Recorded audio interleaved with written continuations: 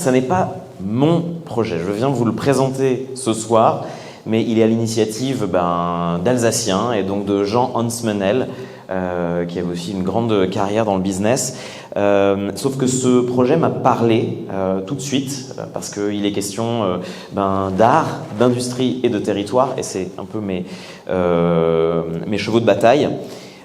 Néanmoins, il s'agit d'un projet alsacien. Il est en train de se répandre dans la France entière. Il y a 5 villes déjà qui se sont emparées de ce sujet et qui sont en train de le dupliquer. Mais Marseille n'est pas une ville comme les autres. Donc, ce que je viens vous demander ce soir, c'est est-ce que ce projet est nécessaire ? Parce que je pense que si on veut vraiment mettre toutes les énergies derrière ce projet, il faut qu'il soit nécessaire. Est-ce qu'il y a l'envie ? Et voilà, est-ce qu'il est viable ? Est-ce qu'il est faisable, en fait ? Donc je viens à vous demander, vous qui êtes sur le territoire depuis si longtemps et qui avez votre légitimité sur le territoire, qu'est-ce que vous en pensez ?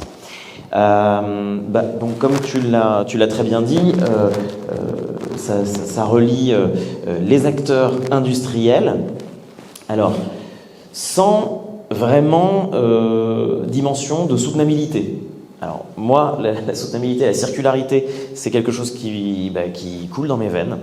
Donc je ne peux pas concevoir lancer l'industrie magnifique à Marseille sans parler d'économie circulaire, sans parler de rapport au vivant, etc. Donc ça, ce serait par exemple une dimension qu'on ajouterait en le lançant ici. Il y a aussi la dimension sociale, et alors, les projets qu'on vient d'entendre sont éminemment sociaux. Il n'y a pas cette dimension non plus, à part sur la médiation culturelle autour des œuvres, mais c'est un événement qui ne dure que 11 jours. Donc après, il vit après, évidemment, parce que les œuvres existent et sont commissionnées. Je vais vous expliquer le système fiscal qui est simplissime. Mais donc, comment le faire pour créer du lien social, pour créer de la mixité autour de l'art contemporain. Et ça peut être un super argument, parce qu'on peut faire des choses merveilleuses avec l'art contemporain. Ça, c'est l'exemple donc de Strasbourg et de 4 autres collectivités autour de Strasbourg. Évidemment,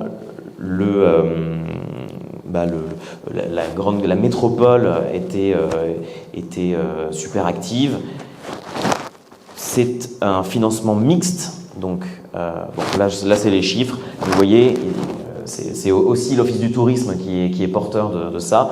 280 000 visiteurs, il se targue d'avoir donc 600 000 visiteurs sur les 2 opérations. 35 entreprises mécènes, c'est un peu le principal, 70 artistes mobilisés, 20 places publiques à Strasbourg.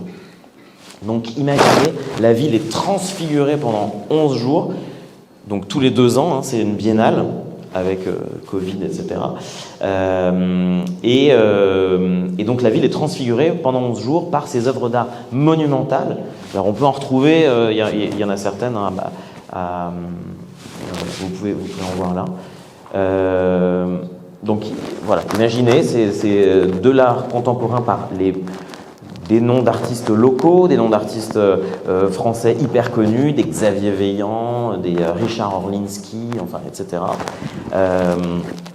Et 3 types de mécénat qui permettent que tout ça fonctionne, au-delà des subventions publiques, à tous les étages des collectivités et du ministère de la Culture. Donc un mécénat de création. La France est un pays de culture. La loi mécénat est hyper intéressante et hyper généreuse. Elle permet à des entreprises de défiscaliser à 100% la création d'une œuvre contemporaine. Donc c'est ce levier fiscal qui est utilisé. En fait, il y a une avance de trésorerie. Et ensuite, pendant 5 ans, il y a 20% qui est défiscalisé.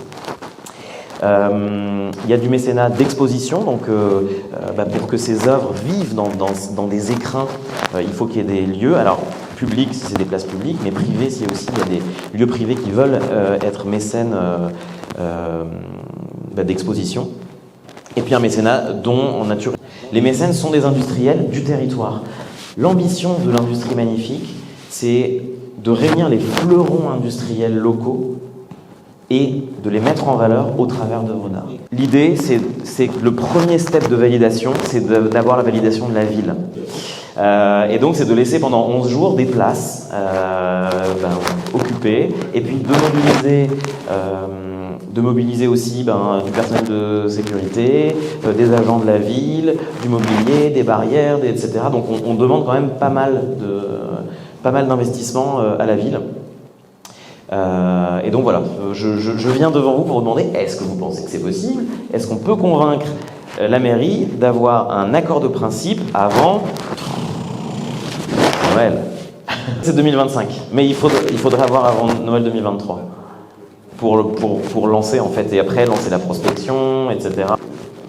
Pour relier au mot d'industrie, il y a aussi il y avait dans l'idée des créateurs de l'industrie magnifique, l'idée de se dire l'industrie ça doit pas être impressionnant pour les jeunes, et donc il y a toute une dynamique pas de marque employeur, mais en tout cas oui, à l'échelle du secteur industriel, de se dire ramenons la jeunesse dans nos métiers de l'industrie.